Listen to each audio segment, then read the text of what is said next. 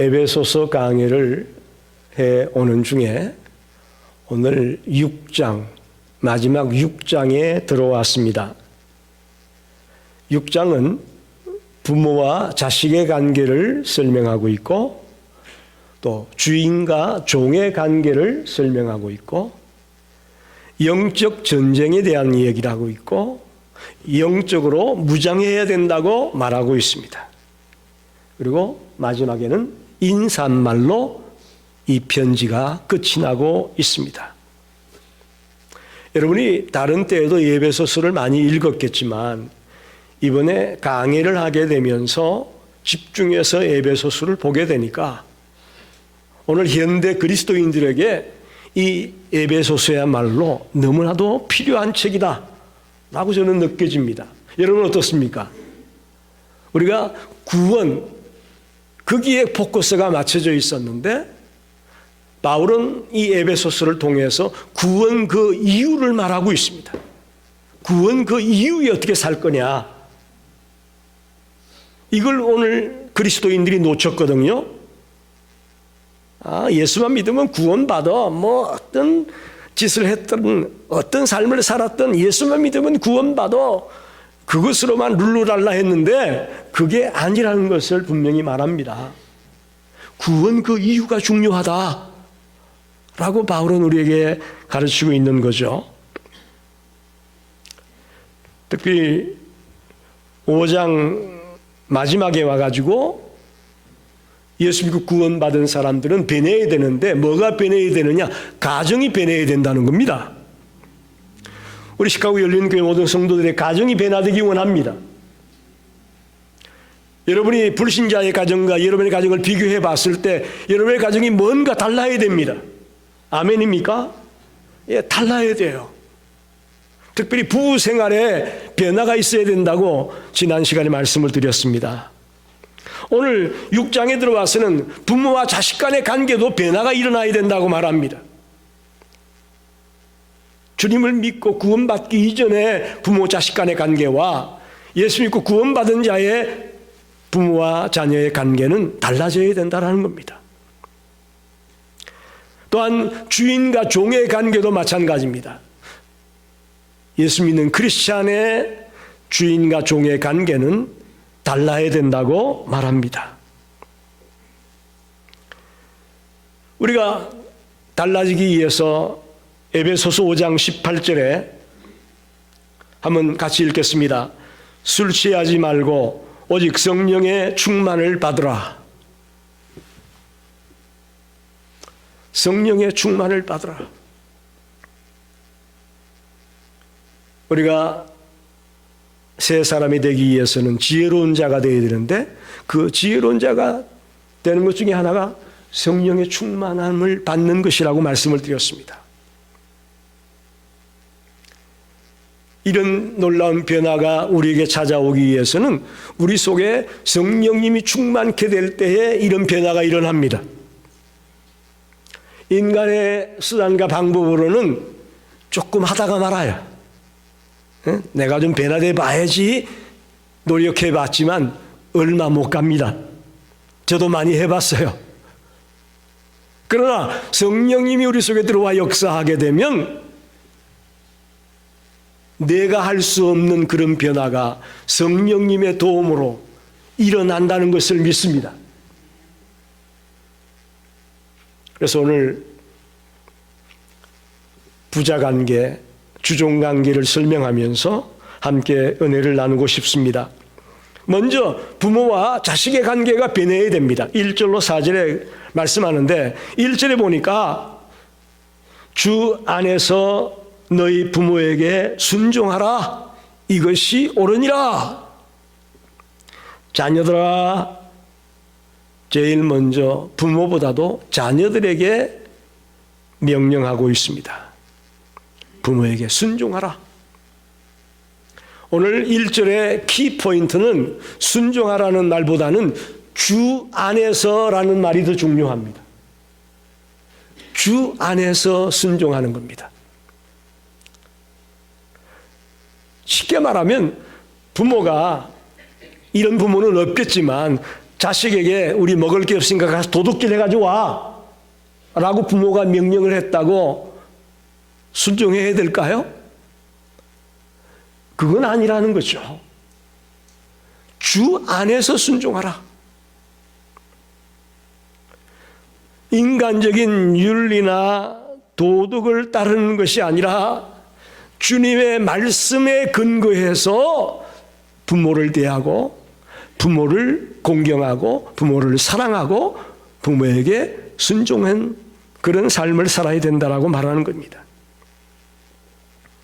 순종이라는 말은 obey라고 영어 단어를 쓰고 있는데 어떤 근위 아래에 놓여 있다라는 겁니다. 근위 아래에 놓여 있다. 하나님이 부모에게 준 그 근위 아래에 놓여 있는 것이 자녀이기 때문에 그래서 자녀는 부모에게 순종을 해야 된다라고 말합니다. 또 2절 3절에는 보면 내 아버지와 어머니를 공경하라. 이것은 약속 있는 첫 계명이니 10계명 가운데 5번째 계명을 인용하면서 공경하라고 말합니다. 이것은 단순히 순종하는 것을 뛰어넘는 겁니다. 부모를 존경하고 부모를 경외하는 그런 마음으로 순종하라고 일러주고 있습니다. 그래서 기계적으로 마지 못해서 억지로 하는 그런 순종이 아니고 정말 존경하고 사랑하고 귀하게 여기면서 부모에게 순종할 것을 당부하고 있습니다. 예수님은 바리새인들을 꾸짖을 때에 이것 때문에 꾸짖었죠. 겉으로만 그럴듯하게 하는 거 그거 소용없다는 거죠. 그 속에 내용이 중요하다는 겁니다. 율법을 어떤 문자적으로만 이해하지 말고 그 정신을 이해해야 되는 것이죠. 부모에게 순종만 하면 된다. 존경하지도 않고 사랑하지도 않지만 억지로 가서 그냥 부모 말이니까 들어주면 된다. 그게 아니라는 거예요. 정신이 중요하다는 거죠. 정말 부모를 존경하고 사랑하고 귀하게 여기면서 순종하는 것이 자녀된 도리다라고 말합니다. 오늘 본문 가운데 특별히 우리 크리스찬 자녀들은 부모를 공경해야 되는 이유를 3가지로 말하고 있는데 순종해야 되는 이유를 3가지 말하고 있습니다. 첫째는 자녀들이 자기 부모를 순종하는 것은 의롭고 옳은 일이기 때문에 그렇습니다. 부모에게 순종하는 것이 옳다 그랬잖아요. 의롭고 옳은 것이다. 즉 이것은 천지만물을 창조할 때 창조의 질서로 돌아가는 겁니다. 이것은 옳은 일이고 이것은 근본적인 일입니다. 이것에서 떨어지면 안 됩니다. 만약 이것을 부인한다면 우리는 기독교 신앙을 가진 자가 아닙니다. 기독교 신앙을 가진 자라면 창조의 질서에 의해서 당연히 자녀는 부모를 공경하는 것이 순종하는 것이 옳은 일이고 근본적인 참된 일이라고 말하고 있는 겁니다.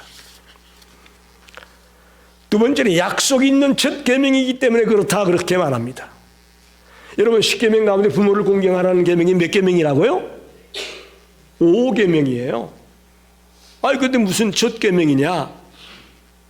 그 이유는 10계명을 둘로 나누면 하나님을 사랑하라 또 이웃을 사랑하라 둘로 나눌 수가 있거든요. 그 하나님을 사랑하는 계명은 1계명에서 4계명까지입니다. 그 다음에 5계명에서 10계명까지는 이웃을 사랑하는 말씀입니다. 그래서 이 5계명에서 10계명까지 나오는 이웃을 사랑하는 계명에 첫 번째 나오는 게 뭐예요? 내 부모를 공경하라. 그래서 첫 계명이라는 말이 그런 의미에서 그렇구나 라고 우리는 깨달아야 될 겁니다. 이웃사랑의 계명 가운데 가장 먼저 나오는 계명이 부모를 공경하는 것입니다. 더 나아가 자녀들이 부모에게 순종하는 것은 율법 때문만이 아니라 은혜 때문에 그렇습니다. 자꾸 우리는 기독교 신앙을 율법이나 어떤 교리로 판단하고 거기에만 머물러 있습니다. 아닙니다. 기독교의 신앙은 율법을 뛰어넘고 교리를 뛰어넘는 하나님의 은혜가 함께 있음을 우리가 알아야 됩니다. 그래서 부모님께 순종하는 게 율법이기 때문에 어떤 하고 싶지 않지만 할 수 없이 해야 돼. 그건 아니라는 거죠. 내가 이 땅에 살 수 있는 것, 참 주님의 은혜도 주님의 은혜지만 육신의 부모의 은혜도 있기 때문에 내가 살고 있다. 부모에게 받은 은혜, 그 사랑 너무너무 감사하다, 감격이다. 그런 어떤 마음 중심에서 우러나오는 은혜에 보답하는 심정으로 자녀들은 순종해 나가야 될 것이다. 그렇게 우리에게 일러주고 있습니다. 오늘 우리 성도들 가운데 아직 부모를 모시고 있는 그런 성도들이 계시다면 오늘 말씀을 듣고 이런 심정으로 부모에게 순종하려고 애쓰는 저와 여러분이 되기를 바랍니다. 다음엔 부모의 의무를 말하고 있습니다. 4절에 또 아비들아 너희 자녀를 노엽게 하지 말고 오직 주의 교훈과 훈계로 양육하라.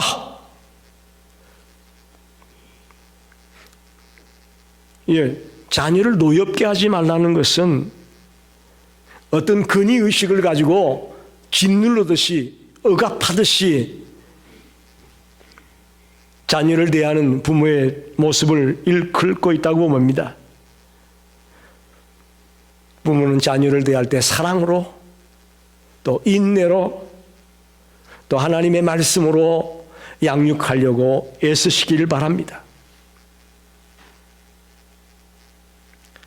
특별히 우리 부모님들 다 경험해 보지만 아이들 기르고 또 길러서 시집장가 보내고 했는데 여러분이 생각했던 대로 여러분이 기도했던 대로 아이들이 살아주지 못할 때가 많이 있잖아요.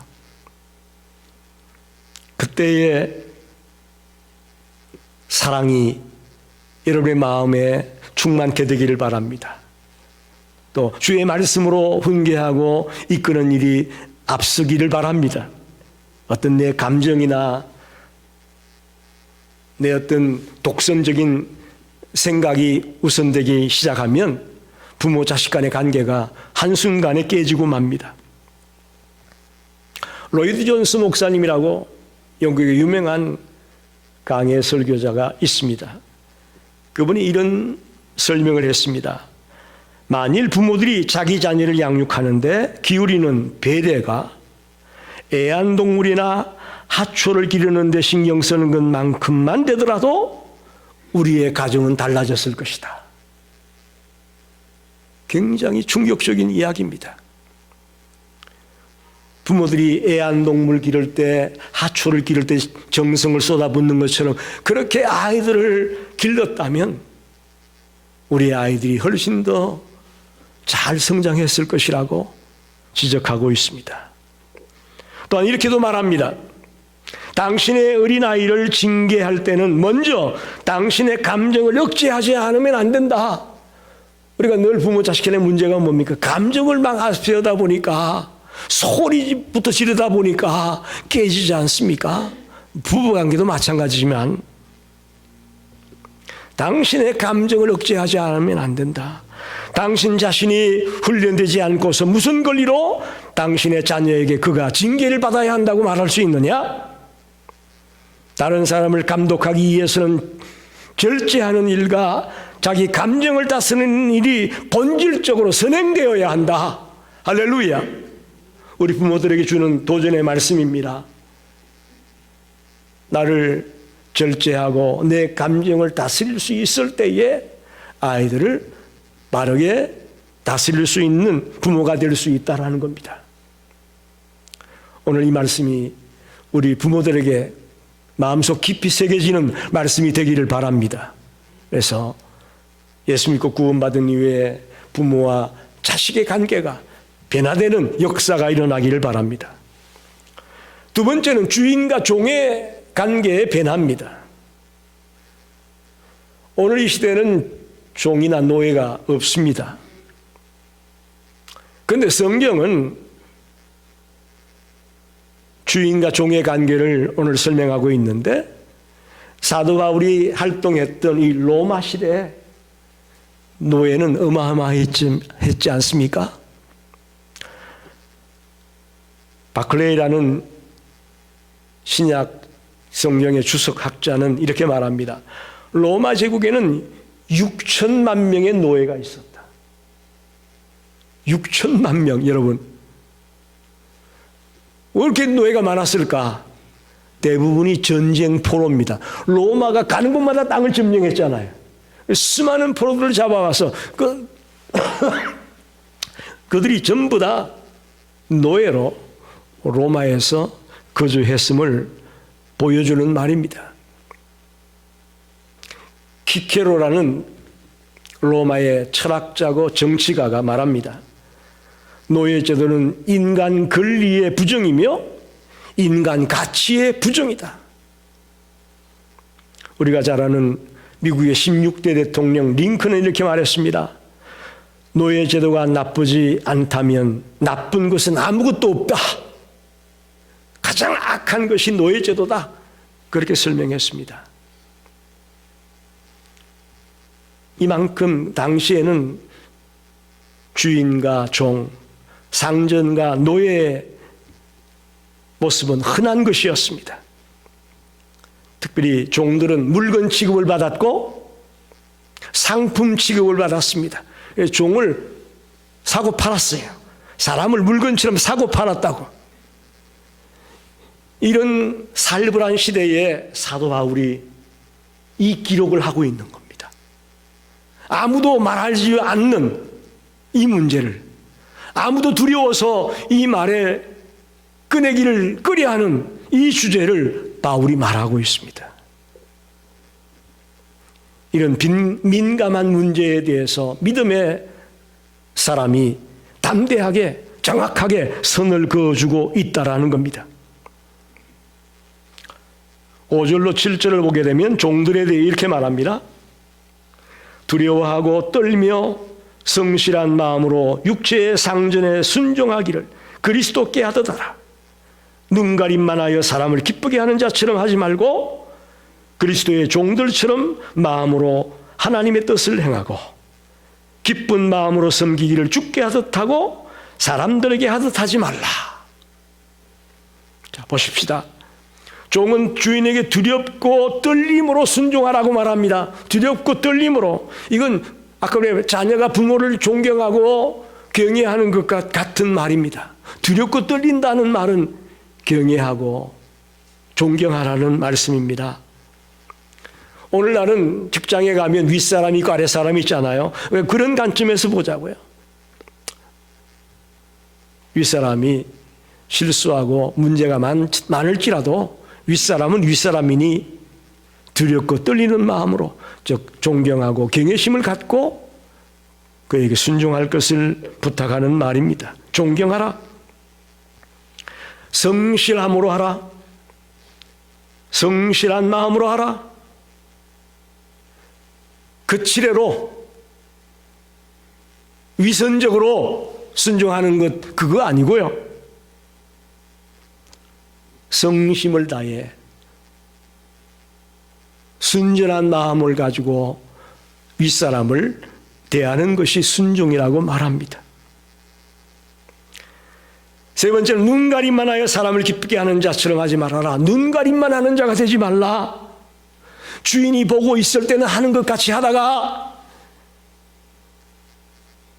또 보상이 주어지는 일에는 열심히 하다가 그렇지 않을 경우에는 적당히 시간만 때우는 그런 자가 되지 말라. 그런 말이에요.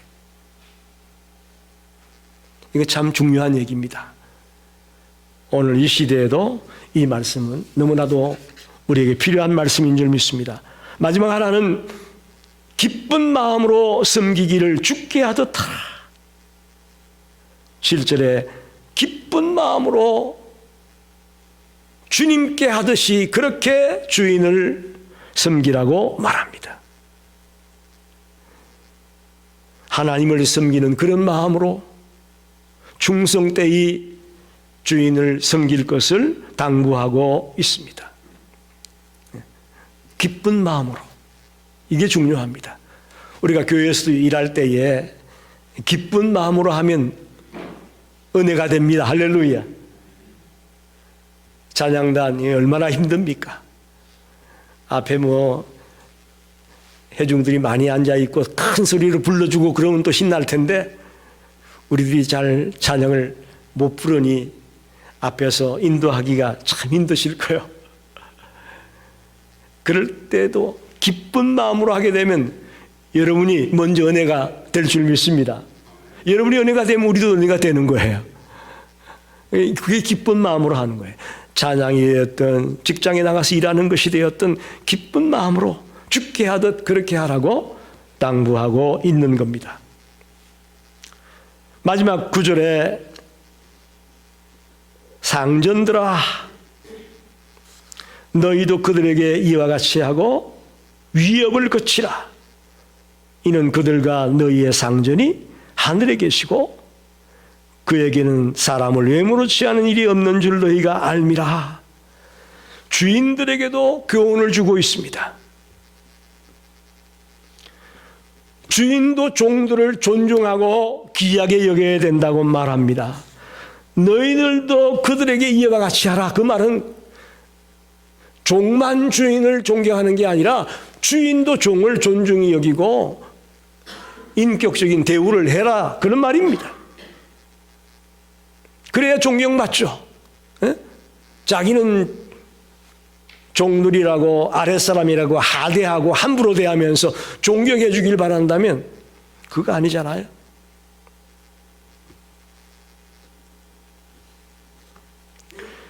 위협을 거쳐라. 옛날 개역 성경에는 공갈을 거쳐라 그랬어요. 공갈로 협박하지 말라는 거예요. 너 그러면 잘라버려. 공갈로 협박하지 말라는 거예요.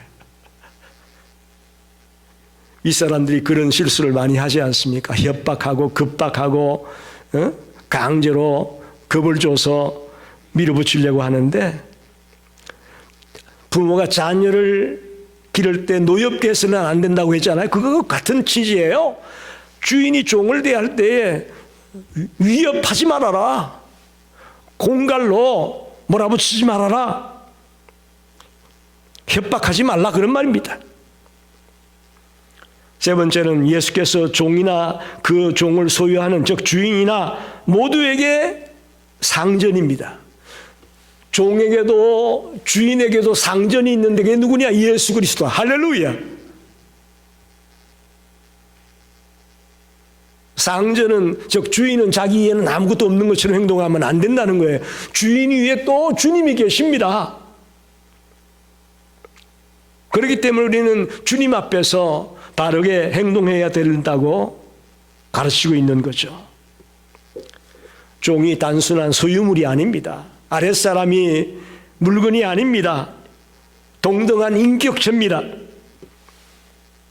그래서 우리는 아랫사람을 대할 때에 존경하고 사랑하고 기이 여기는 마음으로 아랫사람을 대해야 된다고 말하는 것이죠. 오늘 한국이나 미국이나 이 노조 때문에 기업들이 많이 어렵지 않습니까? 여기에도 근본적으로 들어가 보게 되면 이런 주종 간의 이런 성경적인 가르침이 매우 필요하다고 저는 봅니다. 그럴 때에 노조 때문에 기업이 어려워지고 힘들어지는 일들이 확 줄어들 걸로 저는 믿습니다. 자, 말씀을 정리합니다. 오늘 가장 중요한 핵심은 자, 부자 관계가 이렇게 변해야 되고 주종 관계가 이렇게 변해야 된다는 거 알겠는데 어떻게 변할 거냐라는 거예요. 그죠? 어떻게 변할 거냐?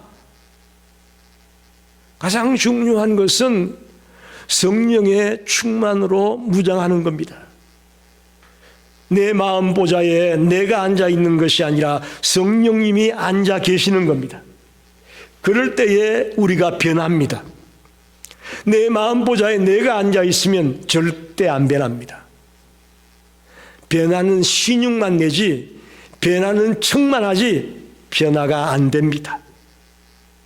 내 속에 성령님이 충만케 되어져서 나의 생각을, 나의 말을, 나의 행동을 성령님이 주관하고 성령님이 이끌어 나간다면 우리는 변화될 수가 있습니다. 우리 오늘 충만이라는 찬양 마지막에 불렀죠?